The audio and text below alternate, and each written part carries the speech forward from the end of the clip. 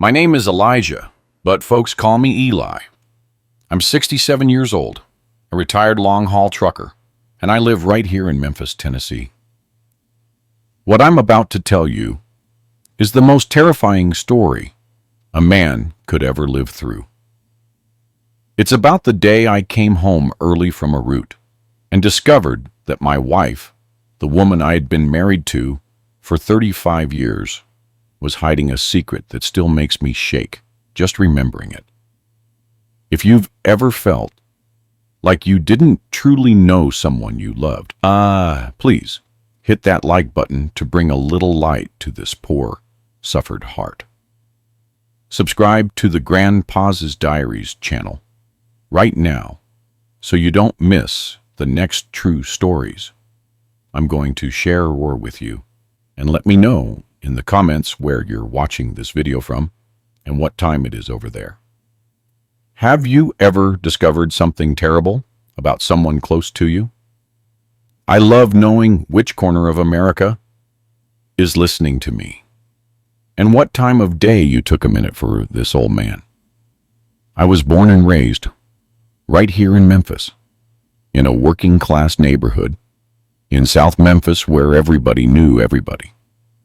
My daddy was a mechanic, and he always said a real man had to work with his hands and bring home the bread. I learned from a young age that work was sacred, and a man didn't sit around complaining about being tired. When I finished high school, around 15 years old, I started working as a helper at a trucking company. The smell of diesel and the low rumble of the engines fascinated me. It was a world of men, highways, and freedom. It was at that shipping company where I learned to drive the big rigs. Mr. Silas Jenkins, a veteran driver, taught me everything. He used to say the highway was a tough but fair teacher, and anyone who respected it would return home safe and sound. I spent years as a helper, loading and unloading freight, until I managed to get my commercial driver's license, and I became a full-fledged trucker.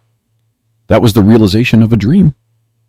I was still young, full of energy, and I loved hitting the road. The long hauls didn't scare me.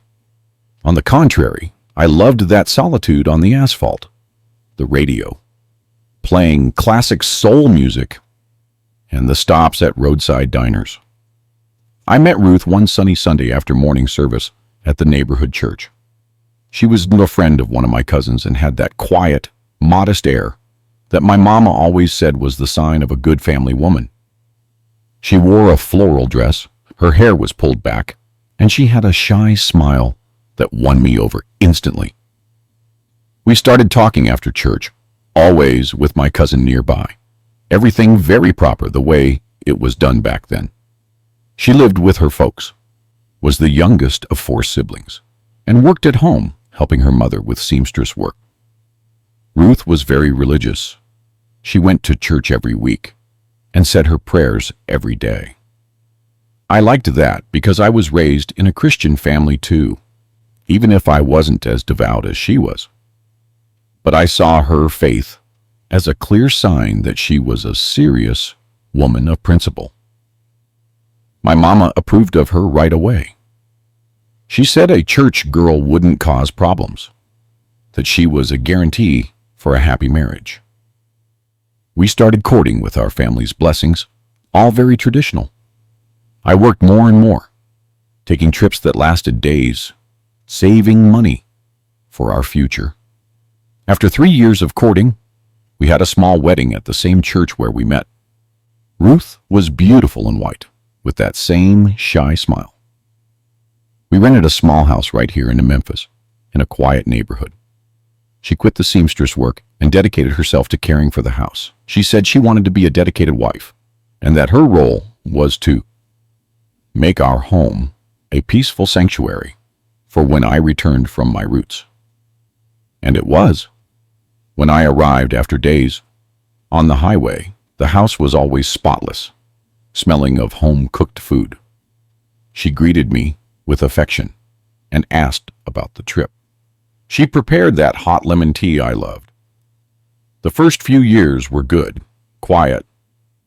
We had a son, Marcus, who filled our lives with joy. Ruth was a devoted mother. She took care of everything while I was away. And I was away a lot. That's true. The hauls were long. Sometimes I'd be on the road for a whole week. But it was the job that paid the bills. The one that gave us the means to buy our own house after a few years. A good house with a yard and a spacious laundry room in the back, which was Ruth's pride and joy. She loved that space. She used to say it was perfect for caring for the family's clothes. As time went on, I started noticing that Ruth was becoming more and more involved with the church.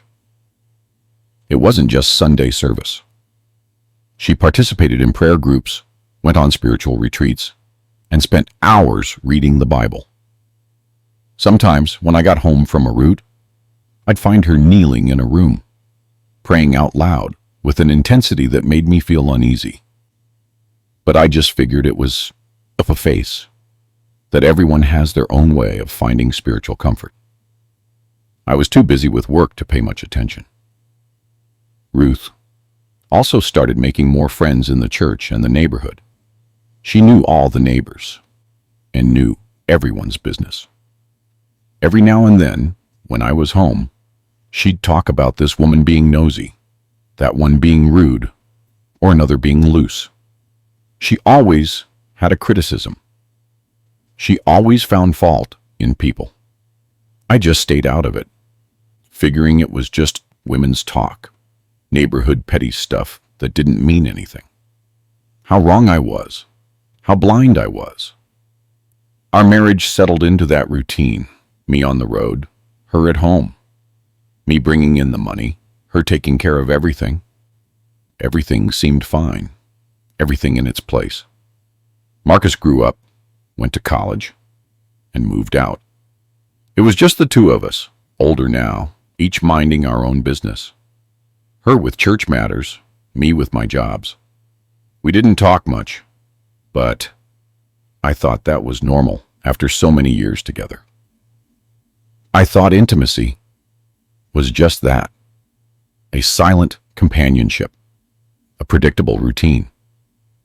I never imagined what was going on right under my nose. I never imagined the hell that existed inside my own house, in the laundry room that she loved so much. It was a Friday afternoon, some years ago, that everything changed.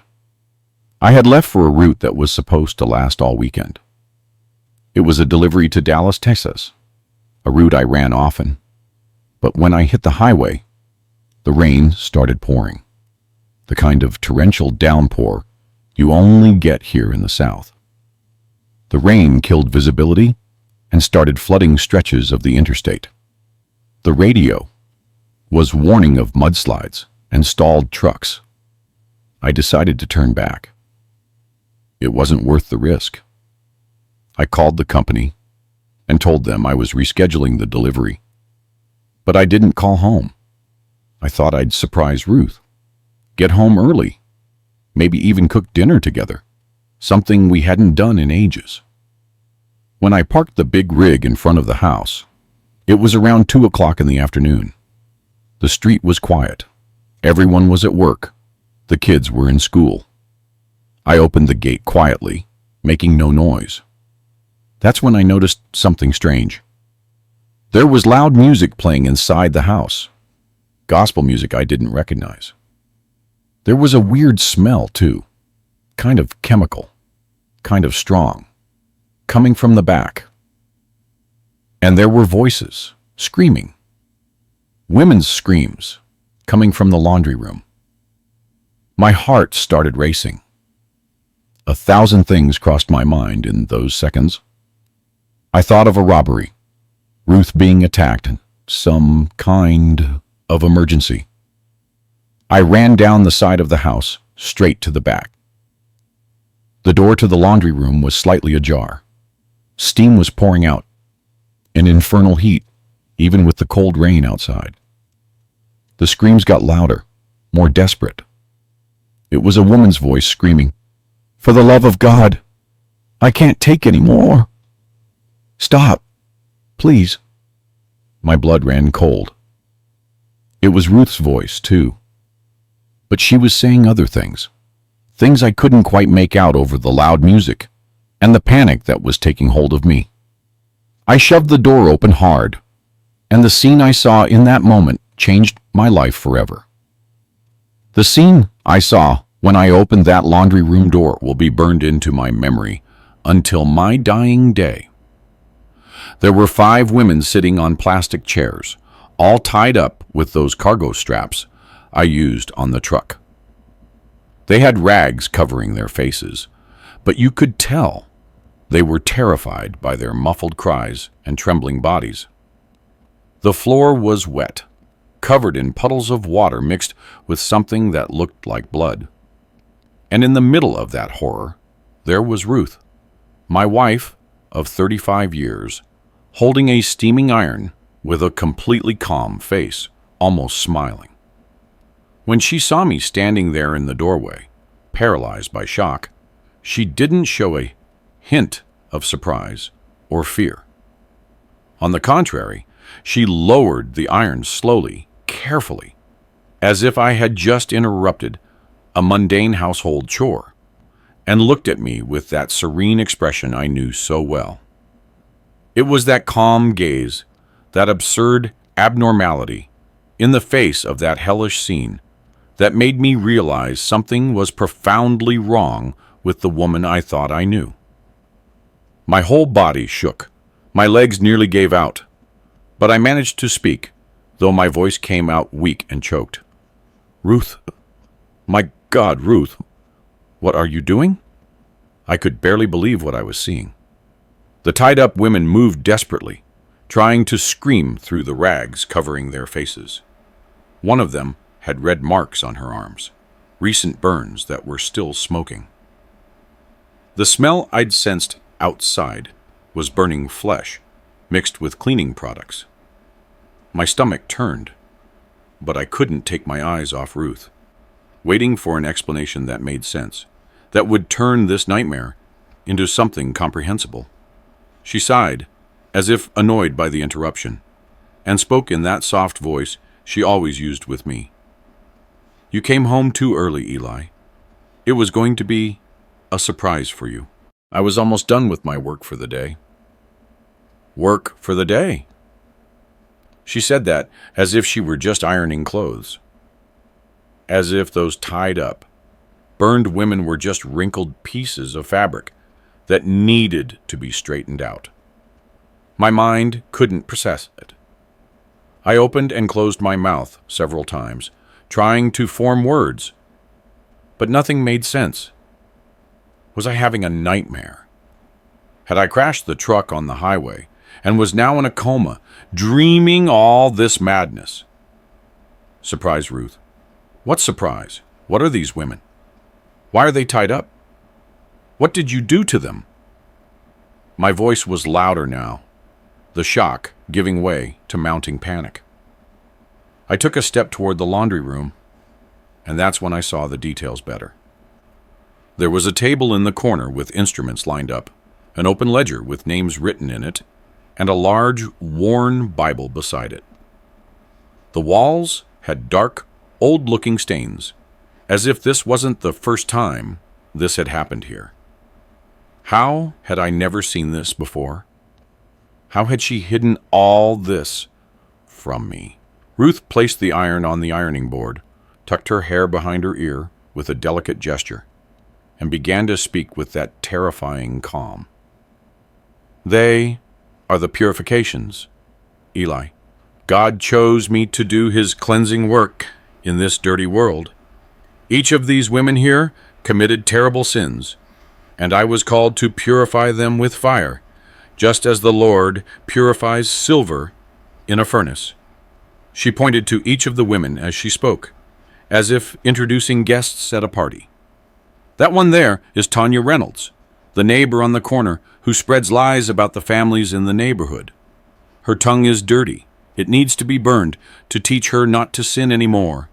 This one is Brenda Washington from the market. who was always rude and disrespectful, humiliating poor customers. Her pride needs to be destroyed by the sacred fire. The one in the middle is Ms. Eleanor Scott, the teacher, who humiliated our Marcus in front of the whole class. Remember? She caused so much suffering to our son. She deserves to feel suffering firsthand. That one is Chelsea Jones, the secretary at that company, where you used to work, the one who was brazenly trying to court you, with no respect for our marriage. And this last one is Deidre Owens from the church, who thinks she's a saint, but spends her life judging everyone else. I couldn't breathe properly. My head was spinning, trying to understand what I was hearing. Ruth knew these women. She had interacted with them, planned all this, and brought them inside our home. Ruth, you've gone crazy. This is madness. You're torturing people. These women have families. They have lives. You can't do this. I was shouting now, moving closer to her, but she held up a hand, asking for calm, like a patient teacher with an agitated student. It's not madness, my love. It's divine justice. God spoke to me in dreams. He showed me who the sinners were that needed to be purified. Each one of these women was marked by the Lord, and I am merely his instrument. I use the iron because it is a humble, domestic object, something every housewife uses to make things clean and neat. It's perfect for the work of purification. The heat burns away the sin, marking the flesh so the soul can be saved. I am doing them a favor, Eli. I am saving them from eternal damnation. My God, Ruth had completely lost her mind. The woman standing in front of me was not the person I had married. I looked at the open ledger on the table and felt my blood run even colder. There was a huge list of female names. There must have been 30 names there. 5 of them were crossed out with a red line. Next to each name were annotations: numb, nosy, punished with iron on the tongue, prideful, punished with iron on the face, adulterous, punished with iron on the chest. There were also dates ranging from 3 years ago, right up until today. 3 years. She had been doing this for 3 years, every time I left on a route. How long have you been doing this, Ruth? How many women have you hurt already? My voice came out raw, full of horror. She smiled again, an almost proud smile. 3 years that God gave me this mission. At first, I was scared. I doubted if it was truly Him speaking to me. But after the first purification, everything became clear. I felt such great peace, Eli, a certainty that I was fulfilling my purpose on earth. I have already purified 12 women before these 5 here. Some received the marking and were released to tell others about divine justice. Others? Well, others couldn't withstand the purification process and went straight to the Lord's judgment. Couldn't withstand the process. She was saying she had killed people. My wife was a murderer, a serial killer who used our laundry room as a torture chamber. How many times had I returned from a route and found the house smelling of heavy-duty cleaner? How many times had she said she was doing a spring cleaning? Was she cleaning blood? Hiding evidence? How did I never suspect a thing? How was I so blind, so absent? The tied-up women started moving more violently, their muffled cries becoming more desperate. They had heard everything. They knew they were in danger of death. I had to do something. I had to get them out of there and call the police, call for help.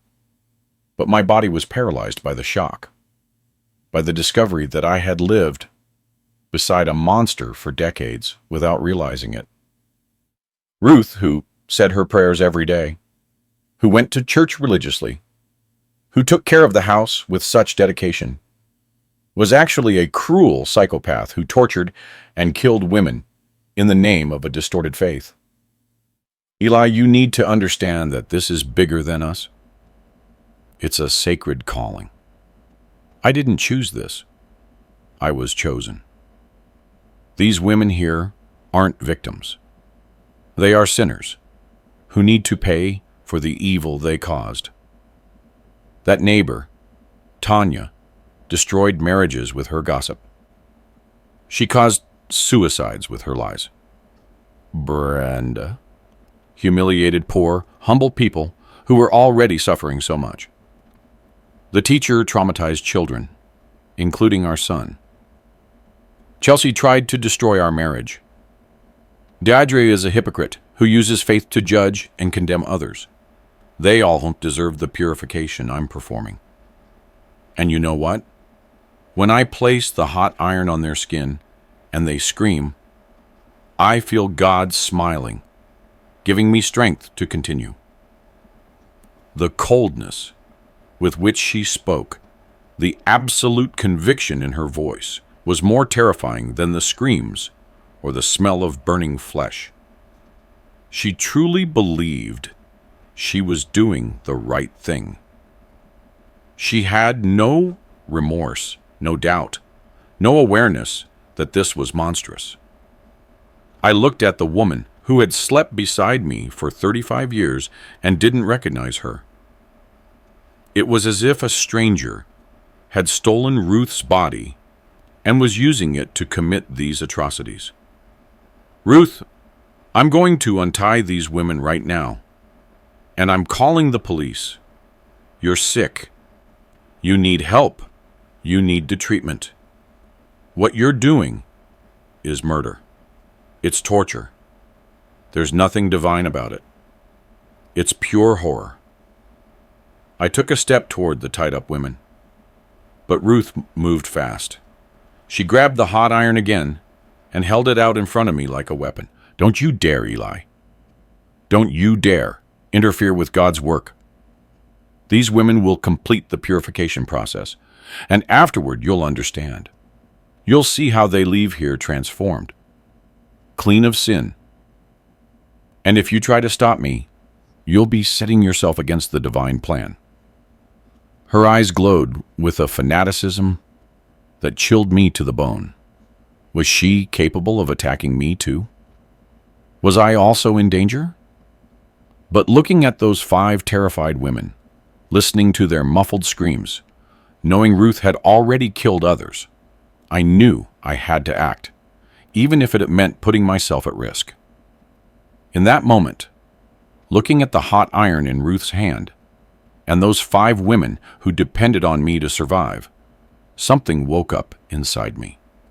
It was a mix of rage, fear, and a courage I didn't know I had. I had spent my whole life being a quiet man, who avoided trouble, who just wanted to work and live in peace.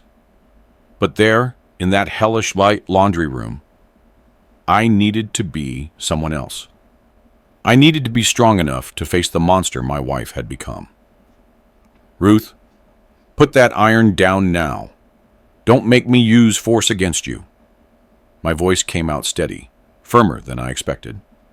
I took another step toward her and saw her face change. The serenity gave way to an expression of rage I had never seen in her before. Her eyes narrowed, her mouth tightened into a thin line, and she gripped the iron's handle so hard her knuckles turned white. You don't understand, Eli. You never understood anything. You spent your whole life on the highway, leaving me alone, abandoning me to take care of everything. And when I finally found my purpose, when God finally gave me an important mission, you want to stop me? She screamed now, her voice full of a bitterness that seemed to have been stored up for years. Do you think it was easy, raising our son alone, while you drove all over America?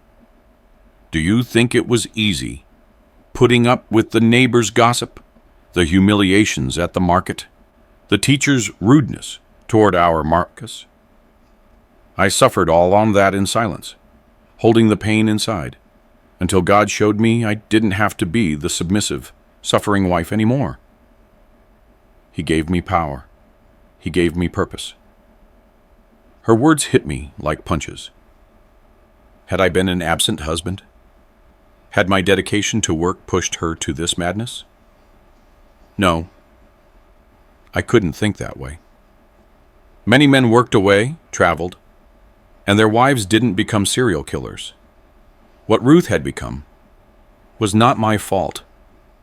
It was a sickness, a terrible deviation that had grown inside her, fueled by distorted religious fanaticism. Ruth, if you felt alone, if you were hurting, you should have talked to me. We could have worked through it together. But this, what you did, what you are doing, doesn't solve anything. It only creates more suffering, more pain. These women have families, Ruth, people who love them, who are looking for them. You can't play God. I tried one last time to use a softer tone, appealing to any shred of humanity that might still exist in her, but she violently shook her head, her loose hair whipping her sweaty face. They don't have anyone who matters. Tanya is a widow, and her children barely speak to her because they know she's a viper. Brenda is a bitter spinster everyone avoids. The teacher is divorced, and no one can stand her presence. Chelsea is a loose woman who only serves to try and steal other people's husbands. And Deidre, that hypocrite, has a sham marriage where everyone knows her husband has a mistress. I investigated every one of them, Eli. I studied their lives for months before performing the purification. I don't choose missions at random. God shows me exactly who needs to be punished. As she spoke, I moved slowly to one side, trying to get closer to the tied-up women without her noticing. But Ruth was smart, smarter than I had imagined.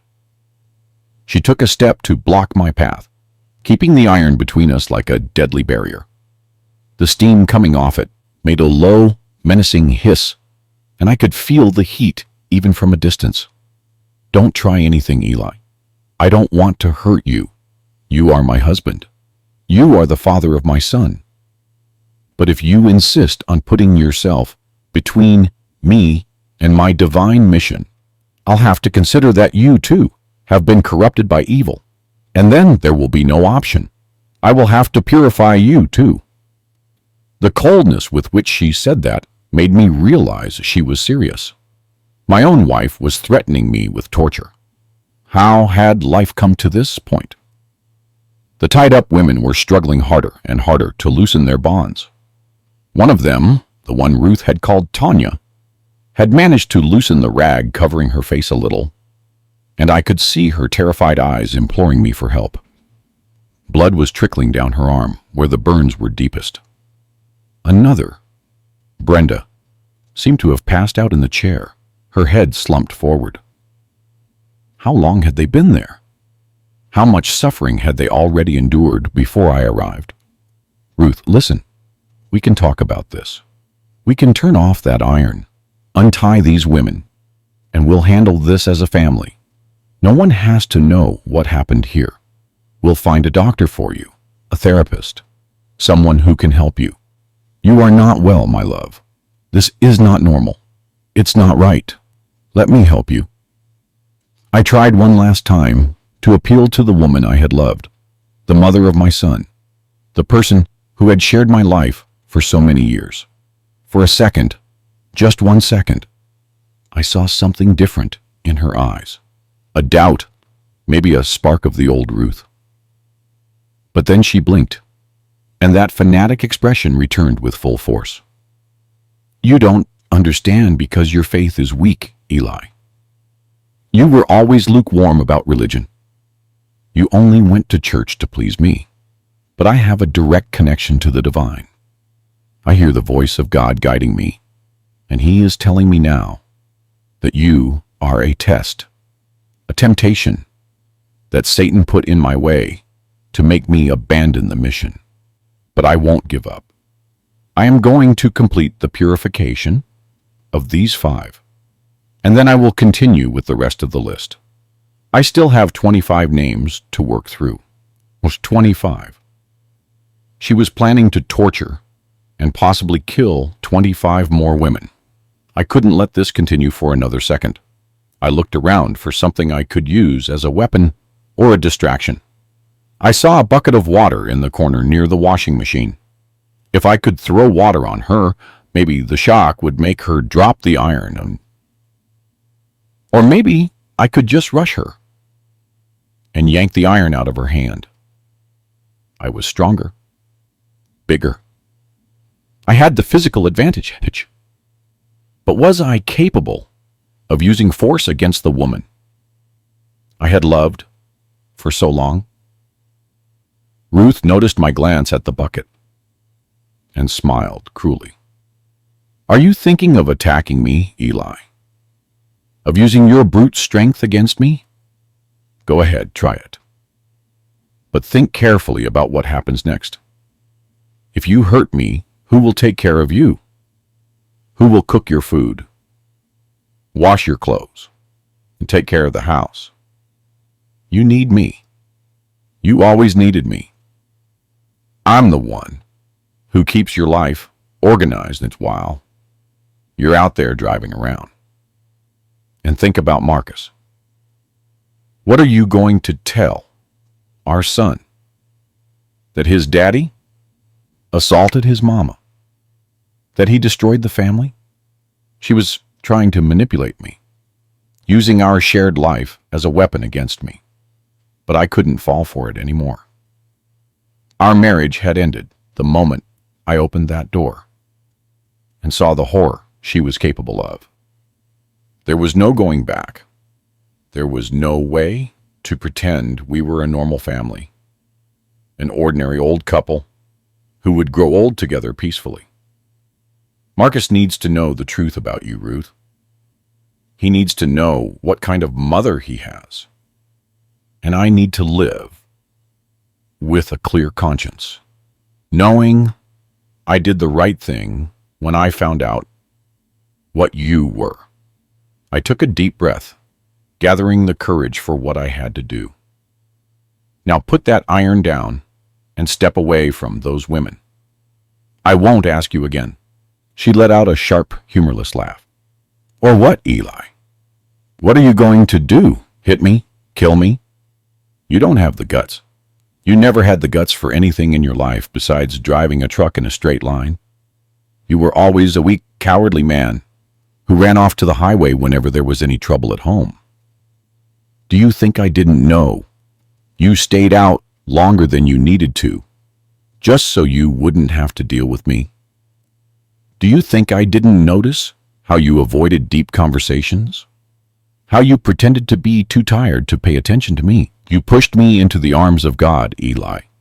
You left me so alone that all I had left was to seek comfort in faith. And it was in faith that I found my true reason for existing. Her words stung because they had a kernel of truth. I had been absent. I had used work as an excuse to avoid facing our marriage problems. How many times had Ruth tried to talk to me about important things, and I'd used the excuse that I was tired from the road? How many times had I seen signs that something wasn't right with her and simply ignored them because it was easier to pretend everything was fine? But now was not the time for self-pity. Now was the time to act. I made a move to the left, and when Ruth followed my movement with the iron, I lunged quickly to the right toward the bucket of water. I managed to grab it and hurled the contents in her direction. The water hit her arm and part of her body, and she shrieked in surprise, the iron slipping from her hand and clattering to the floor with a metallic noise. I took advantage of the confusion and rushed her, grabbing her arms and pushing her against the wall, away from the tied-up women. Let go of me! Let go, Eli! You don't know what you're doing. You're interfering with the divine plan, she screamed, struggling with a surprising strength for a woman her age. Her fingernails clawed at my face. Her knee slammed into my thigh. But I held firm, using all my weight to keep her immobilized. With one hand, I managed to get my cell phone out of my pocket and dial 911. Hello? Hello? I need police urgently at 247 Hickory Street. There are women tied up. It's a torture situation. Please, hurry. I could barely get the information out while struggling to keep Ruth under control. She bit, scratched, and spat, completely consumed by a seemingly superhuman rage. After what felt like an eternity, but must have been only a few minutes, I heard the siren approaching. Ruth heard it too and stopped, struggling, her body going limp in my hands. When I looked at her face, I saw tears streaming down, but they weren't tears of remorse or fear. They were tears of rage, of frustration, at having been interrupted. You destroyed everything, Eli. You destroyed the most important work of my life. God will never forgive you for this, and neither will I. Those were the last words my wife spoke to me before the police burst in. The officers entered the laundry room with their weapons drawn, yelling for me to release Ruth and step away. For a second, in all that confusion, they must have thought I was the criminal. But when they saw the 5 tied-up women, the burns, the iron still smoking on the floor, the ledger with the list of names, their expressions changed completely. It was a mix of shock, disgust, and disbelief. One of the officers, a young guy who looked like he was on his first serious call, ran out of the laundry room and threw up in the yard. I released Ruth and backed away, my legs trembling so much I nearly fell. 2 officers rushed to help the women, removing the rags from their faces, cutting the straps, and calling for an ambulance over the radio. Their screams of relief and despair filled the air. Tanya, the most conscious one, pointed at Ruth and cried between sobs, "She's the devil. A demon in the shape of a woman. She burned me. She tortured me. She kept saying she was saving my soul." Brenda, who had passed out, was being revived by an officer applying first aid. Meanwhile, Ruth was strangely calm. When the officers asked her to put her hands behind her back to be cuffed, she obeyed without resistance, that same serene smile on her face. "You don't understand what you're doing. You are arresting a servant of God, but it doesn't matter. The Lord will free me at the right time. He always takes care of his chosen ones." Her voice was soft, almost maternal, as if she were chatting about the weather or a cookie recipe. One of the officers, an older man with gray hair and a scar on his face, picked up the ledger from the table and started flipping through it. I watched his face grow paler and paler as he read. "My God in heaven. This is a torture diary. It has detailed descriptions of everything she did to each victim. It has dates, times, methods used, and it has photos." He turned the ledger to show the other officer, and I caught a glimpse of some Polaroids stuck to the pages.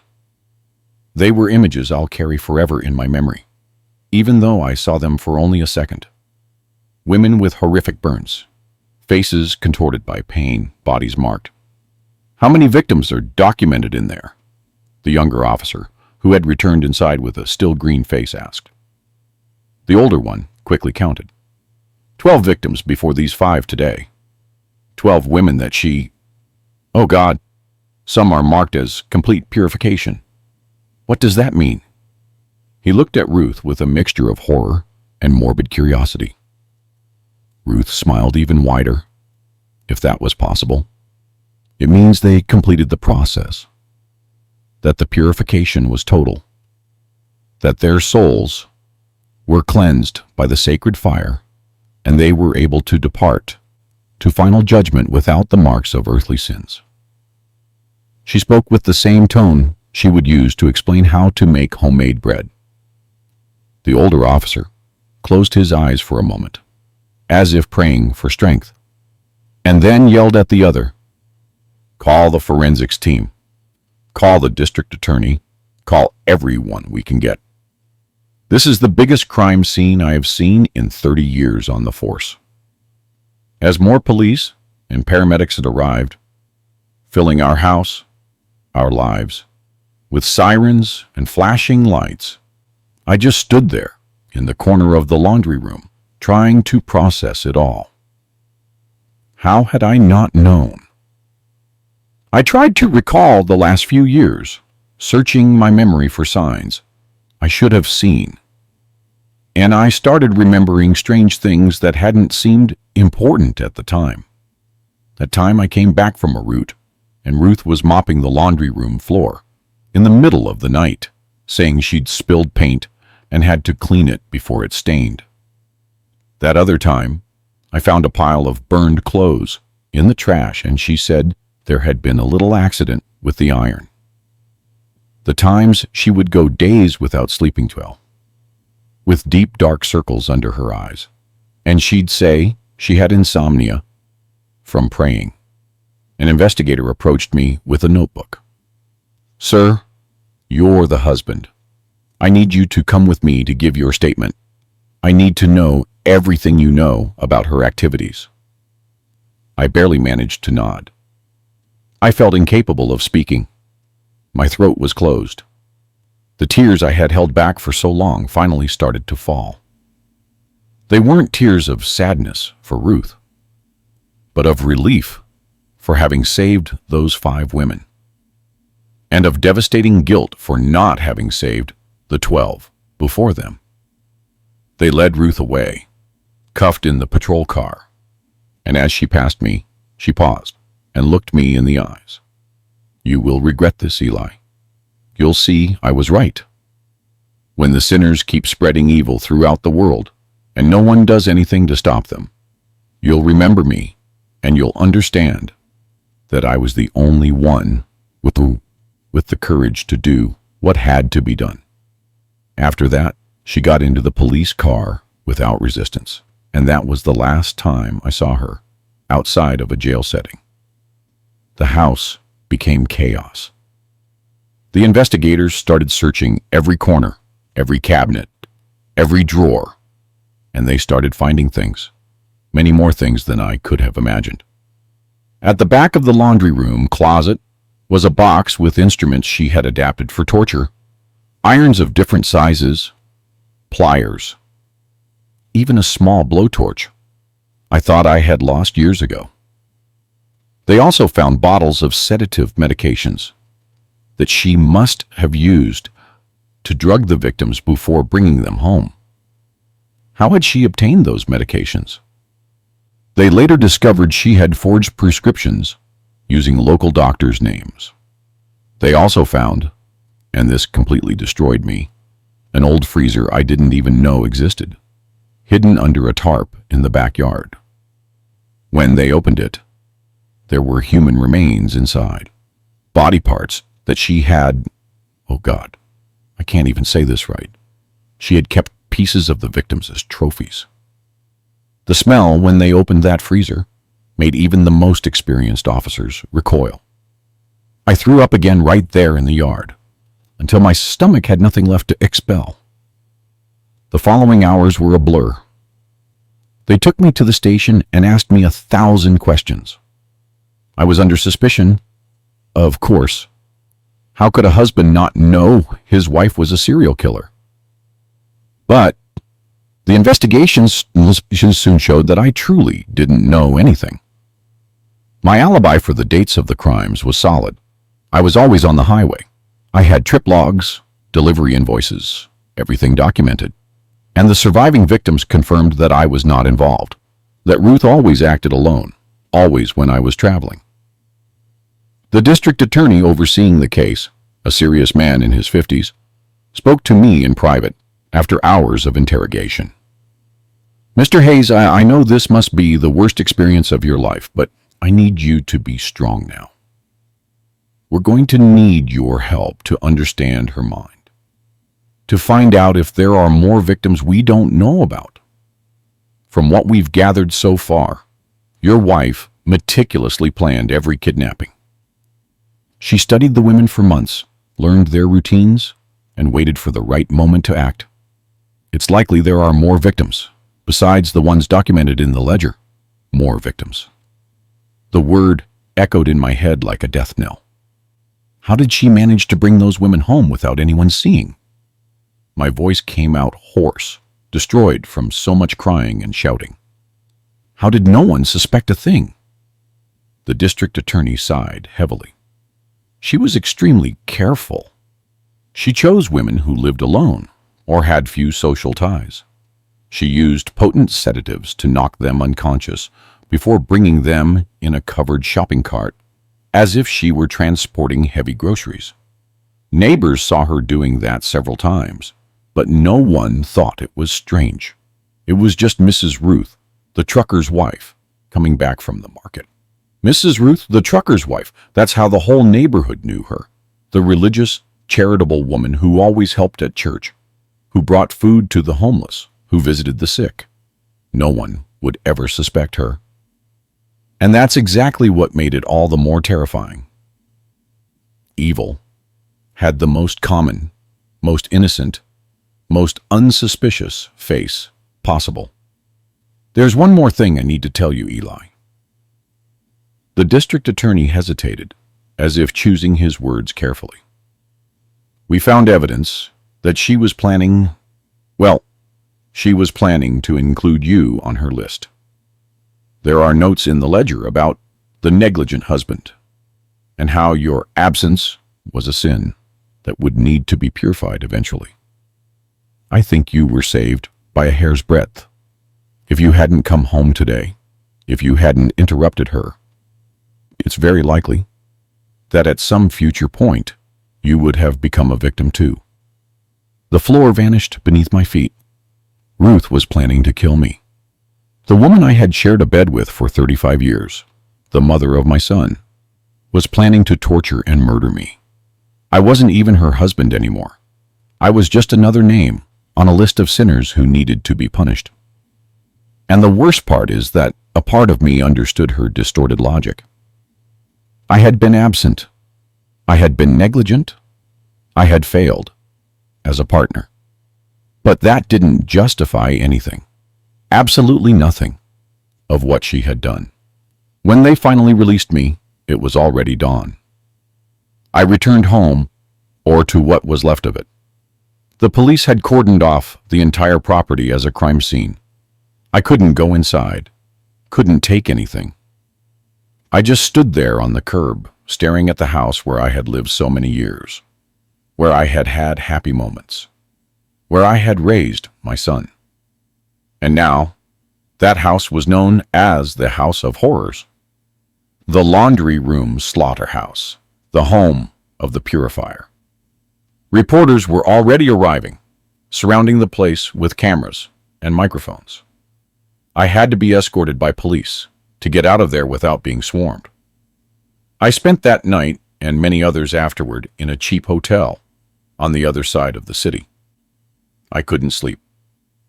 Every time I closed my eyes, I saw Ruth's face, smiling as she held the hot iron.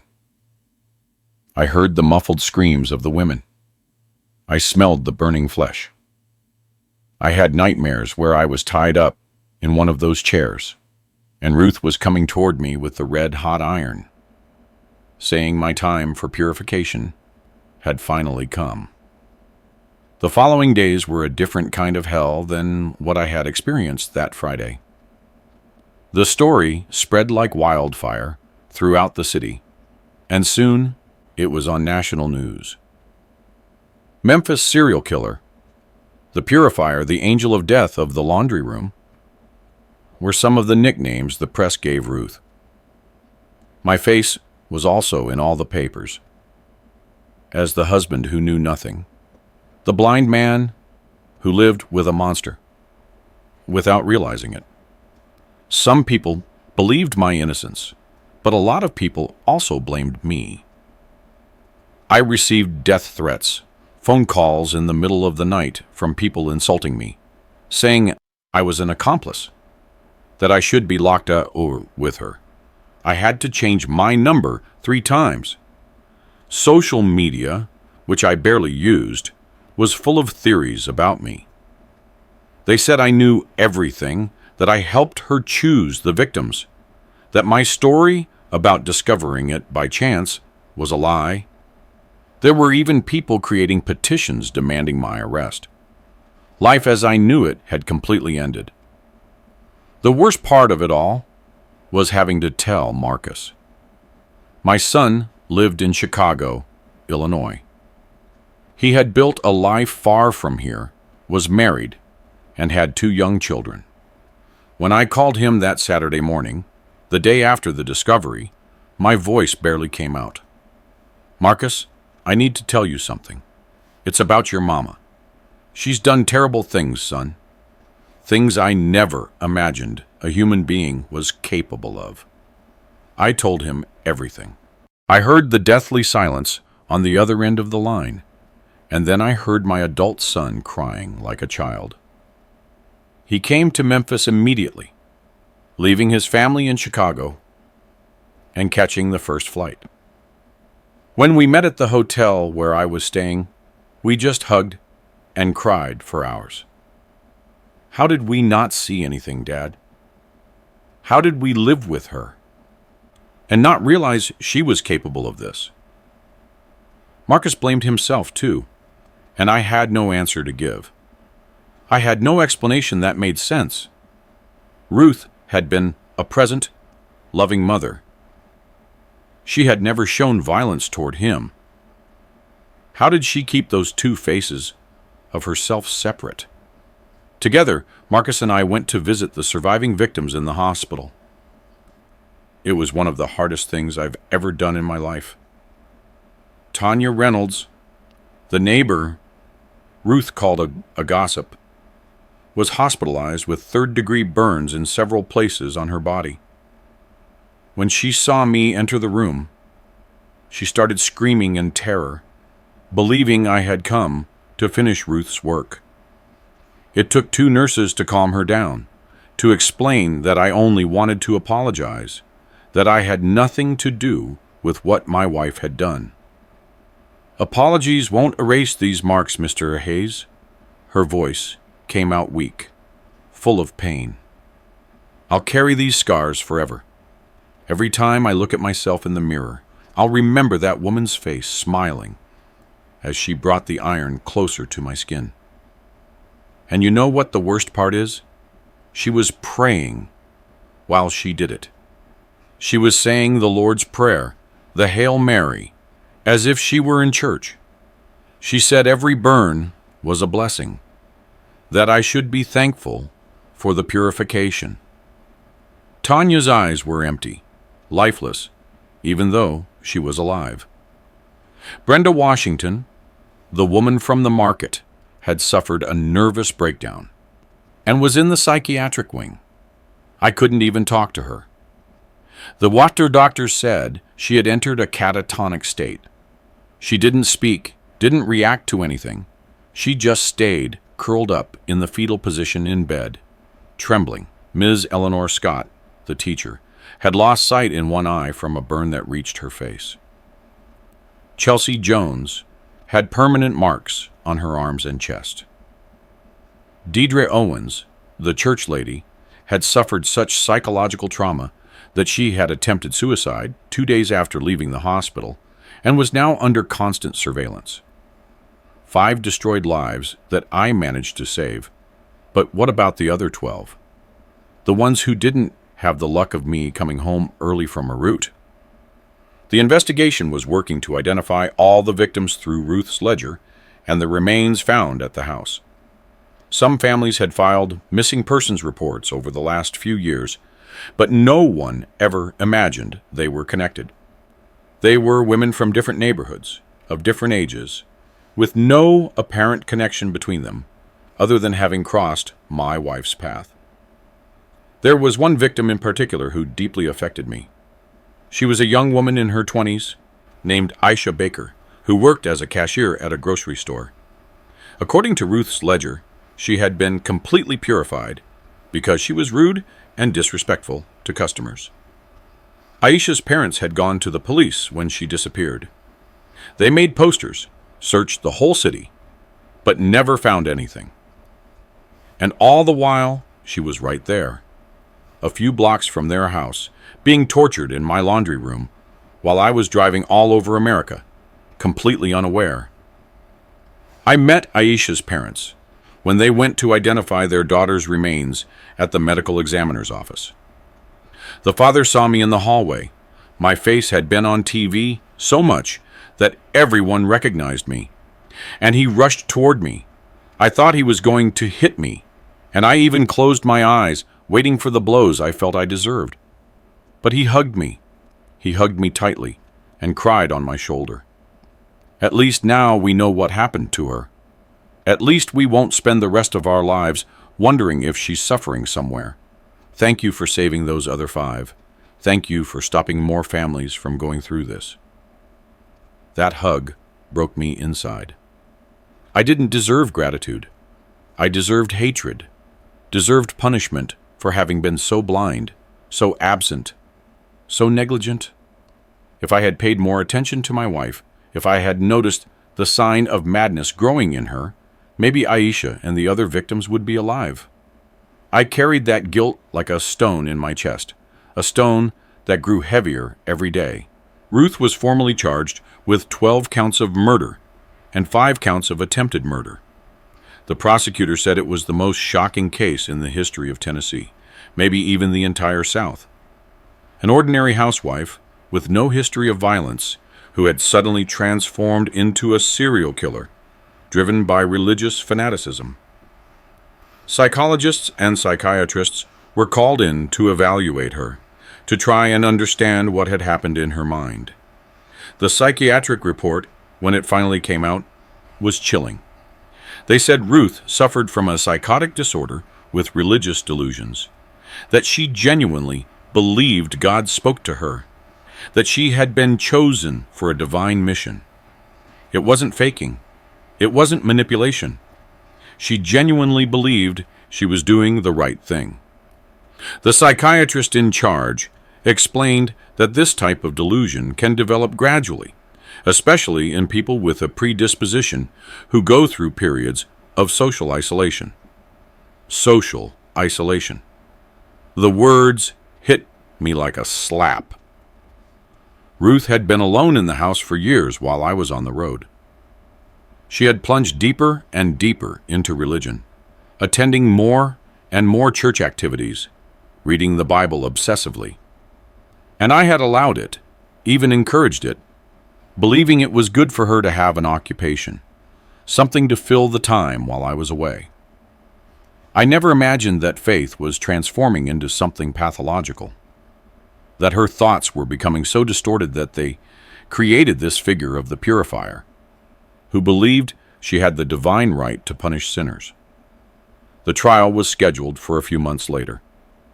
I was going to have to testify, sit in a courtroom, and talk about my life with that woman, about how I didn't notice anything, about the day I discovered the horror. The defense was going to plead insanity. They obviously wanted her to be declared not guilty by reason of insanity and committed to a psychiatric hospital instead of prison. The prosecutor, on the other hand, wanted life without parole, the maximum the law allowed. While all that unfolded, I had to deal with the practicalities of life. The house had been released by the investigators, but it was completely ruined. Forensics had torn out chunks of the walls looking for evidence. They had ripped and gnawed up the floor of the laundry room. They had turned everything upside down. And even if they hadn't destroyed anything, I could never live there again. Every corner of that house had become a reminder of the horror. I put it up for sale, but who would want to buy the house of horrors? Even though I drastically lowered the price, no one was interested. Marcus suggested I move to Chicago to be closer to him and the family. Dad, you'll never have peace here in Memphis. Everyone knows your face. Everyone will be judging you. We can start over in Chicago. No one has to know the story. It was tempting, very tempting. But something in me resisted the idea of running away. Running away was what I had always done, wasn't it? Running away to the highway, running away from problems, running away from reality. But maybe this time, running away was truly the only option. How was I supposed to rebuild my life in a city where everyone knew me as the husband of the serial killer? How was I supposed to get a job, make friends, or have any kind of normal life? Every time I went out on the street, I felt the stares, the whispers, the fingers pointing. Look, there goes the purifier's husband. How did he not know? He must be an accomplice, too. No matter how many times the police confirmed my innocence, there would always be people who doubted. It was during one of those days, walking aimlessly through the city, trying to clear my head, that something happened that made me decide. I stopped at a small coffee shop for a cup of coffee and overheard two men at the next table talking. They say her husband is still around here. What nerve, right? If I were him, I would have disappeared, or I'd be too ashamed to have lived with that psycho. The other one replied, they say he knew everything, that the police were incompetent and couldn't prove it. People like that should be locked up too. I got up, paid for the coffee I hadn't even touched, and walked out with one certainty. I had to disappear. I had to go somewhere where no one knew me, where I could try to rebuild some kind of life away from the shadows of what Ruth had done. I called Marcus that same night and accepted his offer. I was moving to Chicago as soon as the trial was over. I was going to change my last name if possible. I was going to try to become someone else, someone who didn't carry that terrible weight of being known as the purifier's husband. But before I left, I had one last thing to do. I needed to look into Ruth's eyes one more time and ask her why. The visit to the jail was the hardest thing I've ever done. I needed special authorization because we were still legally married and she was in a maximum security section awaiting trial. They searched me thoroughly. I went through metal detectors, signed documents, saying I understood the risks. When they took me to the visiting room, with that thick glass divider and the phones on each side, my hands were shaking so much I could barely hold the receiver. When Ruth walked in, escorted by two guards, I was shocked. Her hair was completely white, totally white, when before she had only had a few streaks of gray. She had lost a lot of weight. The orange prison uniform hung loosely on her. But what scared me the most were her eyes. They had that same fanatical shine, that same unsettling serenity. Prison hadn't changed anything in her mind. She sat on the other side of the glass, picked up the phone, and smiled at me. She smiled as if we were on a date, not in a jail visitation room. Hello, Eli. I knew you would come. God told me you needed answers before you could move on. Her voice was calm, sweet, just as it had always been. Why, Ruth? Just explain to me why you did all this. My voice came out broken, full of pain. She tilted her head thoughtfully, as if choosing her words carefully. Because someone had to. The world is full of sin, Eli, full of evil, disguised as normal life. Those women I purified were not innocent victims. They were agents of evil, spreading suffering wherever they went. Tanya destroyed families with her gossip. Brenda humiliated poor, humble people who were already suffering so much. The teacher traumatized children, including our son. Chelsea tried to destroy our marriage. Deidre is a hypocrite who uses faith to judge and condemn others. They all deserved the purification I was performing. And you know what? When I put the hot iron on their skin and they scream, I feel God smiling at me, giving me strength to continue. But you killed people, Ruth. You tortured, you mutilated, you destroyed entire families with your sick fanaticism. I was shouting now, tears streaming down my face. The guard made a move to interrupt the visit, but I held up my hand, pleading for one more minute. It wasn't fanaticism, it was true faith. And you know what, Eli? I don't regret anything. I would do it all again if I could. Every burn, every scream, every purification was necessary. And even here, in prison, I continue the work. There are women in here who need to be purified too. Guards, inmates, all full of sin.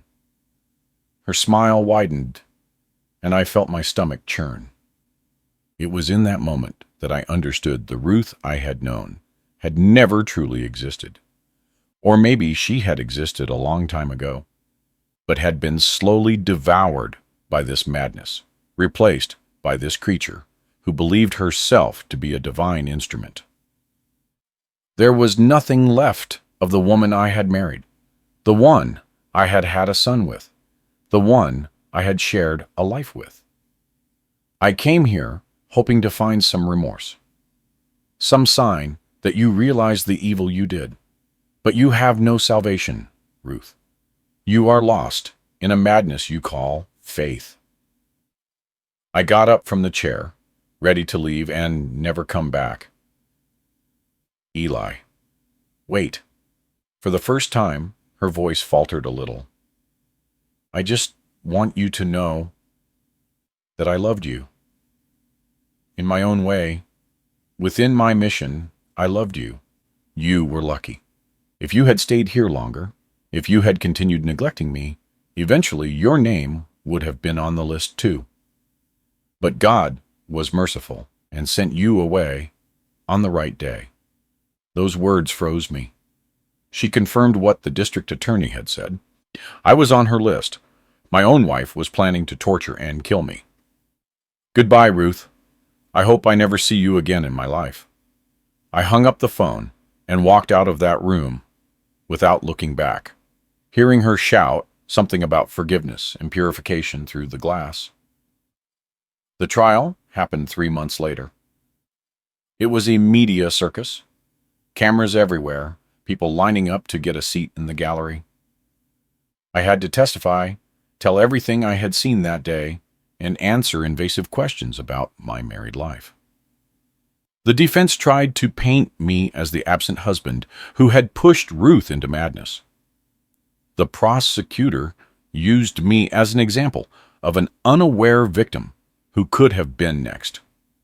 When they showed the photos of the victims in the courtroom, several people got sick and left.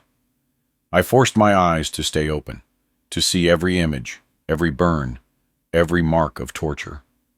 It was my penance for not having seen it sooner, for not having saved those women when there was still time. Ruth was deemed mentally ill, but far too dangerous for society. She was sentenced to life without parole in a maximum security forensic psychiatric hospital. She would never leave there. When they read the sentence, she just smiled and said, "God knows the truth. He will free me when the time is right." I left that courthouse, feeling that a part of me had died inside there. After the trial, I kept my promise and moved to Chicago. Marcus helped me find a small apartment in a quiet neighborhood, far from downtown, where no one knew me. I sold the Memphis house for a ridiculous price to an investor who wanted to demolish it and build something else on the land. I didn't care about the money. I just wanted to get rid of that place, to erase that address from my life. The first few months in Chicago were the hardest. I couldn't sleep properly. I would wake up in the middle of the night drenched in sweat, having nightmares where I was tied up in that chair and Ruth was coming toward me with the hot iron.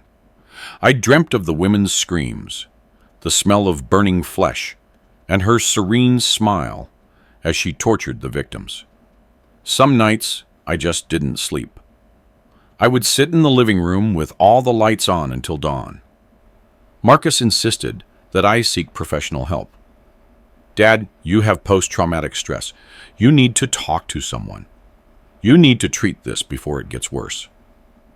I hesitated at first because men of my generation weren't in the habit of going to a therapist, of talking about feelings. But I eventually gave in because I knew I wasn't well, that I couldn't move forward alone. The therapist I started seeing was named Dr. Regina. She was a woman in her 50s with a calm and welcoming manner. In the first few sessions, I could barely talk. I would just sit there in her chair, staring at the floor. The words stuck in my throat. But little by little, I started opening up. I told her everything, not just the day of the discovery, but about the years of marriage, about how absent I had been, about the guilt that consumed me. Eli, you need to understand one thing. Dr. Regina's voice was firm but gentle. You are not responsible for the decisions Ruth made. You may have been an absent husband. You may have failed to notice the signs. But the one who tortured and killed those women was her, not you. The guilt is hers, not yours. I wanted to believe those words. I really did, but it was hard. How could I not feel guilty when I had such clear evidence that I had failed? Dr. Regina explained about Ruth's disorder, how that type of psychosis can develop so subtly that even trained professionals would have difficulty detecting it at first. She hid it very well. She was functional, cared for the house, and kept up appearances. This type of person manages to completely separate the normal life from the criminal life. You had no way of knowing, especially being absent for so long. The therapy sessions became my safe harbor. It was the only place where I could talk openly about everything, where I wasn't judged, where I could cry shamelessly. And I cried a lot in that office. I cried for the victims. I cried for Aisha and her family. I cried for the 5 women who survived but were marked forever. I cried for my son, who had to discover his mother was a monster. I cried for myself, for the man I had been who died that Friday in the laundry room. Slowly, very slowly, I found a routine in Chicago. I didn't go back to work as a trucker. I couldn't drive long distances without having panic attacks. I got a simple job at a warehouse, doing inventory, organizing goods. It was manual, repetitive work that didn't require me to think much. And that's exactly what I needed at the time. I avoided making friends. I was afraid someone would find out who I was, what my story was. I used a different last name at work, a shortened version of my real one. When co-workers asked about my life, I invented vague stories. I said I was widowed, that I had come from another city looking to start over. It wasn't a complete lie. I was widowed in a strange way, widowed from a woman who was still alive but was dead to me. Marcus tried to include me in his family's life. He invited me to Sunday dinners, to the grandchildren's birthdays, to park outings. I went because I didn't want to disappoint him any more than I already had throughout my life. But it was hard to see him with his wife, to see the happy, normal family. It reminded me of what I had lost, the farce my marriage had been. My little grandkids were too small to understand. Thank God, Marcus and his wife had decided never to tell them about their grandmother, about what had happened. They were going to wait until they were older, if they ever told them at all. There was an especially difficult moment at my oldest grandson's birthday. He was still small, and with that innocence of children, he asked, "Grandpa, where's Grandma? Why does she never come to parties?" The whole table went silent. Marcus opened his mouth to answer, but I spoke first. Grandma is very far away from here, my boy, but she sends you a kiss. It wasn't a lie. She was far away, locked up in a forensic asylum. And in a twisted way, she believed she would send her grandson a kiss if she could, because that maternal part of her had been real, even with all the madness. I started attending a support group for family members of criminals.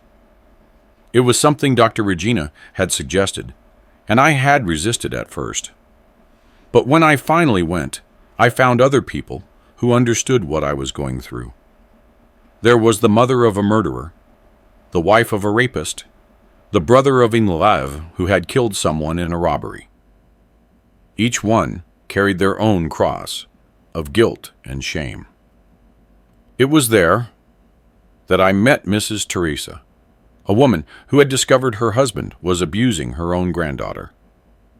She became something close to a friend, the first person outside of therapy I managed to talk openly about Ruth with. We carry the guilt for what they did, even knowing it's not our responsibility, she told me once. But what we can do is try to live as best we can, honor the victims by living a decent life. I tried to do that.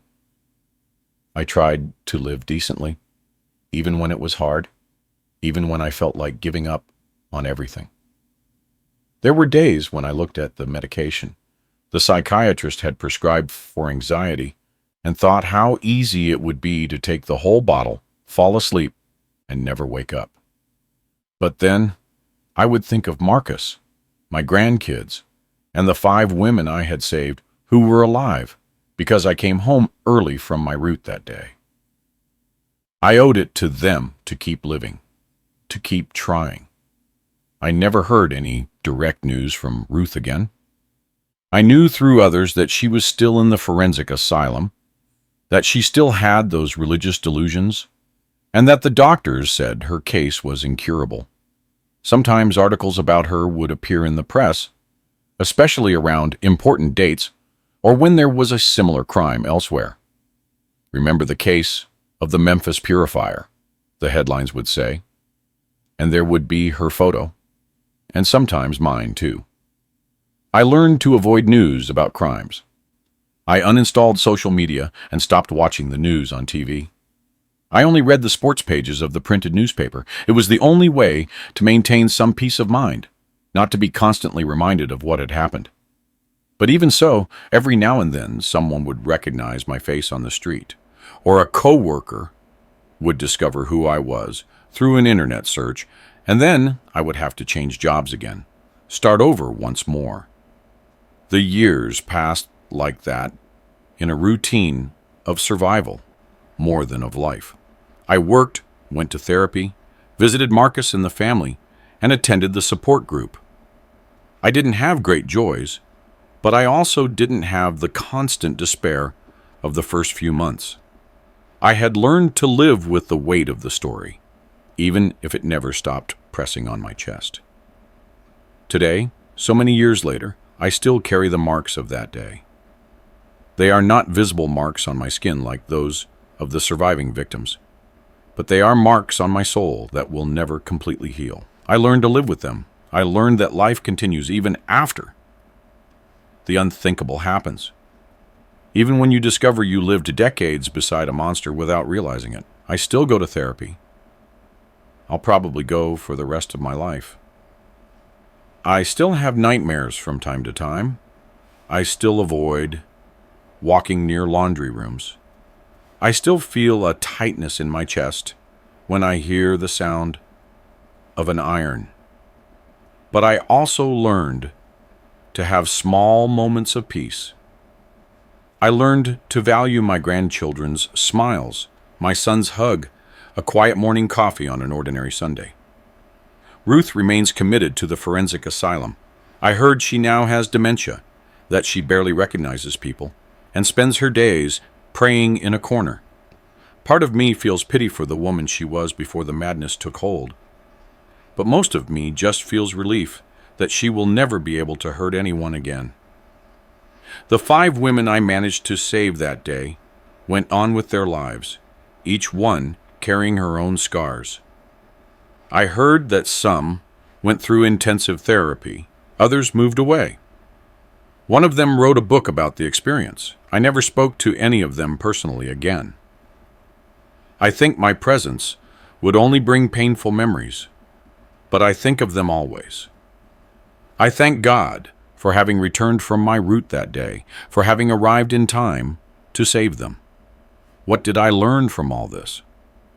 I learned that evil can wear any mask, even that of a religious housewife. I learned that sometimes the person sleeping next to you is a complete stranger. I learned that emotional neglect can have consequences we never imagined. And I learned, primarily, that life can change completely in a single second when you open a door and find hell on the other side. I'm really glad you're here and that I could share my story with you. If you liked it, show me by liking the video and subscribing to my channel. Let's see how many of us there are. Write in the comments which city you're watching from and what time it is. I'm so curious to know where all you wonderful people are tuning in from. If you want to support me a little extra, you can also send a small donation. I share new life stories for you every single day. And now, 2 of my most popular stories will pop up on the screen so you can choose what to watch next.